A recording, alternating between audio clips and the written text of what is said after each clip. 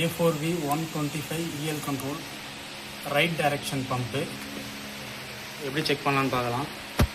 பம்போட B side, பம்போட A port, drain port, pilot port. இது pilot line கொடுத்துருக்கோம்.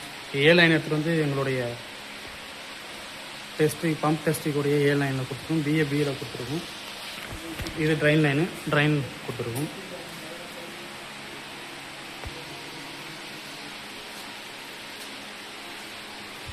இது மெயின் கண்ட்ரோல் டிசிவி. ஆனால் இது வந்து ப்ரொபோஷனல் டிசிவி, இஎல் டிசிவி. இது சொல்நைட் காயில் ஆகுது.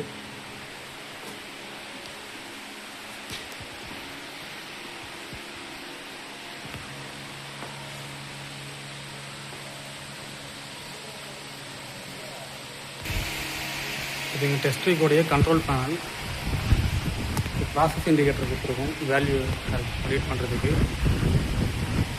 கண்ட்ரோல் ஸ்விட்சஸ்ஸு,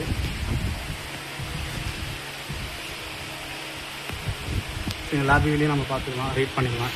ப்ரெஷர் எவ்வளோ போகுது, மோட்டருடைய ஆர்பிஎம் எவ்வளோன்னு செக் பண்ணிக்கலாம். அந்த மோட்டருடைய கரண்ட் பார்க்கலாம். Pump LPM, hot oil flow LPM, drain flow LPM, and pump pressure A சைடில் எவ்வளோ இருக்குது, பி சைடில் எவ்வளோ இருக்குது செக் பண்ணிக்கலாம். Line temperature, pilot pressure and charging pressure, கிராஃபையும் நம்ம செக் பண்ணிக்கலாம் எவ்வளோ கிராஃப் அப்படின்னு. டேட்டாவும் எக்ஸ்போர்ட் பண்ணிக்கலாம், வெளியே எடுத்துக்கலாம் லாக் பண்ணி. ரிப்போர்ட்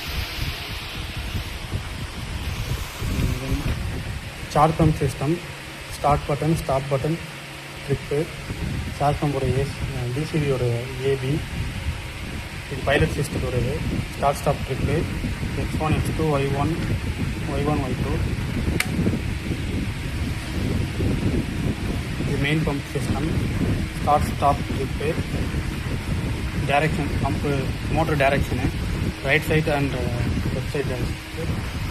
ஸோ நம்ம பம்போட டைரக்ஷன் வந்து ரைட் சைட் டைரக்ஷன், ஸோ அதனால் ரைட்டில் செலக்ட் பண்ணிக்கலாம். இது வந்து பம்போட மோட்டருடைய ஆர்பிஎம் கண்ட்ரோல் பண்ணுறதுக்காக பொட்டன்ஷியல் மீட்டர் கொடுத்துருக்கோம். இது எமர்ஜென்சி பட்டன். இது ஆம்ப்ளிஃபையர் ஆன் ஆஃபு.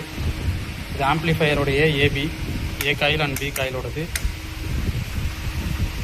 இது மற்ற பர்பஸ்க்காக கொடுத்துருவோம். இது 24 volt DC, 110 volt DC, AC and 230 AC.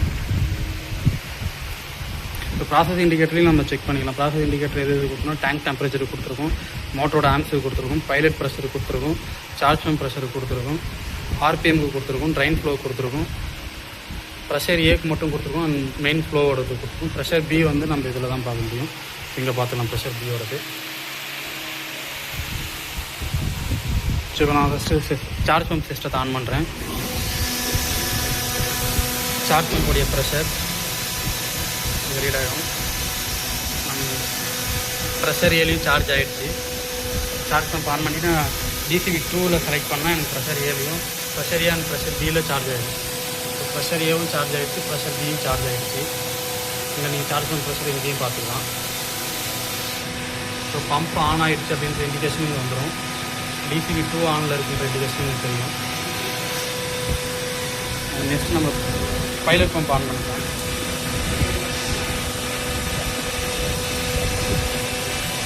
Pilot pressure 19 பார் இருக்குது. இங்கேயும் 19 பார் தான் ரீட் ஆகுது. பைலட் பம்ப் ஆன் ஆகிடுச்சுன்னு நமக்கு இண்டிகேஷன் இருக்குது.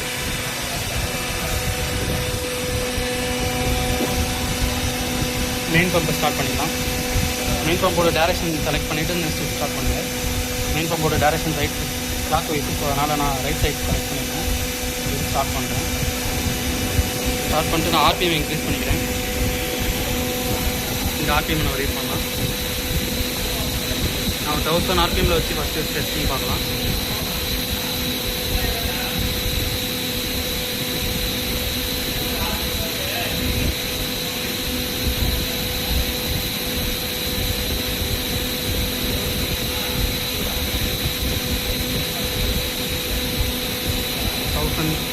இருக்குது.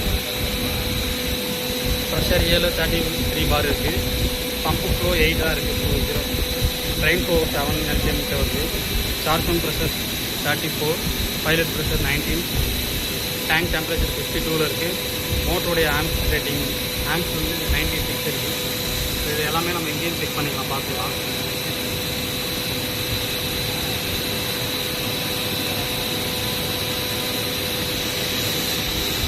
ஓகே, இப்போ பம்பில் நான் வந்து பைலட் ப்ரெஷரும் கொடுக்கல. காயில் பம்போட 2 காயிலுமே ஆஃபில் தான் இருக்குது. ஸோ நான் ப்ரெஷருங்க வந்து ரிமோட் மூலிமா பில்ட் பண்ணி பார்க்குறேன். ப்ரெஷர் எதுலையாவது பில்ட் ஆகிடுச்சு அப்படின்னா 0 பொசிஷனில் இல்லைன்னா இருக்கும். ஏன்னா இப்போ 0 பொசிஷனில் தான் இருக்கணும். ஏன்னா இந்த காயில் கண்ட்ரோல் எதுவுமே கொடுக்கல. ஸோ 0 பொசிஷனில் இருக்கான்னு செக் பண்ணிக்கலாம். ஏதாவது ஒரு இதில் ப்ரெஷர் பில்ட் ஆகுதான்றதை பார்க்கணும். நான் இது இன்க்ரீஸ் பண்ணிகிட்டு இருக்கேன்.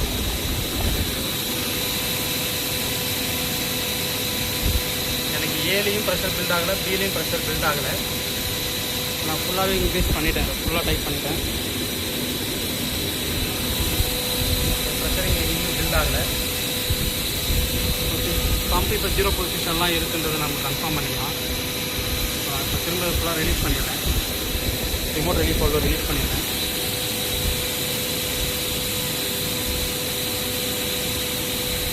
ஸோ நான் நெக்ஸ்ட்டு இப்போ பைலட் ப்ரெஷர் கொடுக்குறேன். நான் F1லேருந்து எடுத்து போய்ட்டு பைலட் பம்புக்கு பைலட் கொடுத்துருக்கேன். F1 ஆன் பண்ணிக்கிறேன், பைலட் கொடுக்குறேன். Next coil A coil on பண்ணிக்கிறேன். ஏ காயில் ஆன் பண்ணது எனக்கு ஃப்ளோ பாஸ் ஆங்கிள் சேஞ்ச் ஆகி ஃப்ளோ பில்ட் ஆகும் கிடைக்குது. இப்போ 83 LPM வருது. இங்கேயும் ஆல்சோ 84 LPM கிடைக்குது. இப்போ நம்ம ப்ரெஷர் பில்ட் பண்ணுறேன். ஸோ நான் இது பிளாக் பண்ணி ப்ரெஷர் பில்ட் பண்ணுறேன். பிளாக் பண்ணுறது இப்போ பி சைடில் ப்ரெஷர் பில்ட் ஆகிடுச்சு சார். 100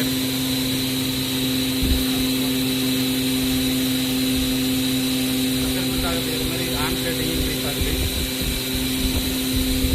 எனக்கு இங்கே ஏவோடைய ப்ரெஷர் மட்டும்தான் இங்கே ரீட் ஆகும். ஏ அதனால் இங்கே தெரியல. கீழே வந்து ப்ரெஷர் 200 இருக்குது.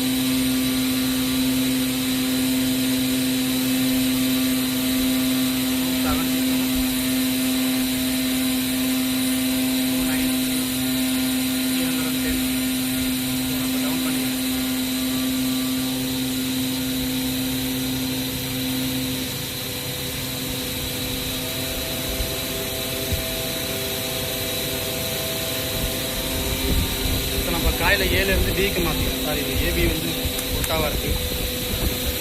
டிக்கு மாற்றிக்கிறேன். இப்போ எனக்கு ப்ரெஷர் ஏல பில்ட் ஆகும்.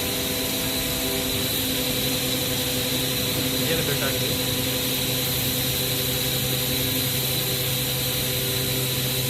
பாஸ் ஆங்கிள் அப்படியே ஒட்டாவாக சேஞ்ச் ஆகிடுது.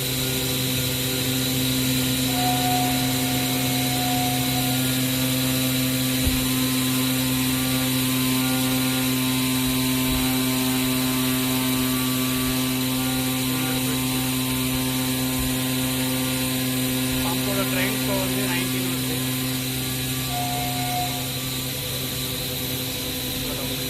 100 பாரில் இருக்குது. 100 பாரில் வச்சு நான் காயில் சேஞ்ச் பண்ணி பார்க்குறேன். இப்போ ஏ சைடில் ப்ரெஷர் ஃப்ளோ இருக்குது. பி சைடு மாற்றிட்டேன்.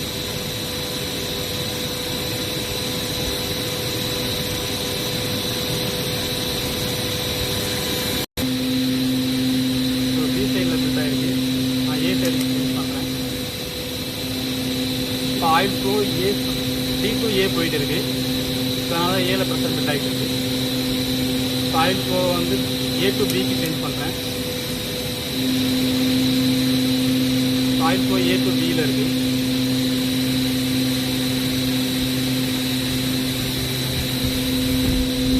இதை வச்சு தான் செக் எங்கேயுமே நீங்கள் பார்க்கலாம். ஆயில் ஃப்ளோ பியில் இருக்கிறதால நமக்கு ஏல ரீட் ஆகலை.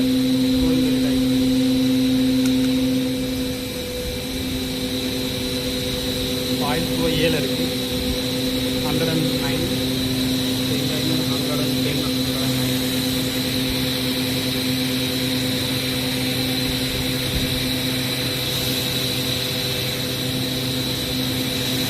200 பாரில் வச்சு சேஞ்ச் பண்ணிப்பாங்க. ப்ரெஷர் இன்க்ரீஸ் பண்ணிக்கிறேன்.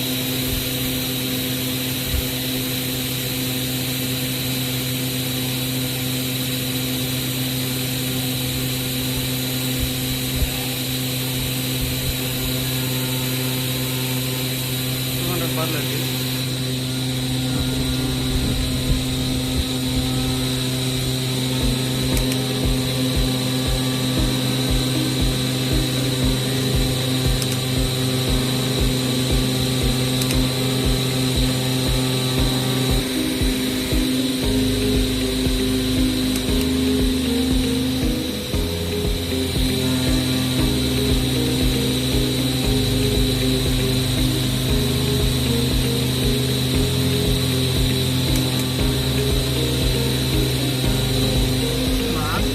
எந்த காயில் ஆன்ல வச்சுருந்தா காயில் ஆன்ல இருக்கு.